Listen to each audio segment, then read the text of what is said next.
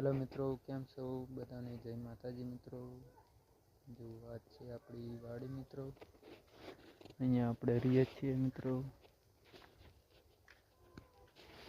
જો કેવું છે રહેવાનું આપણું.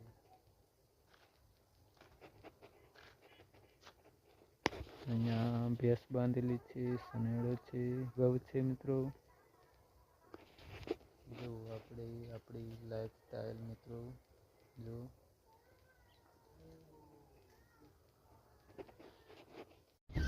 મિત્રો વાડી એક્સ્ટ્રો બાંધેલો છે મિત્રો.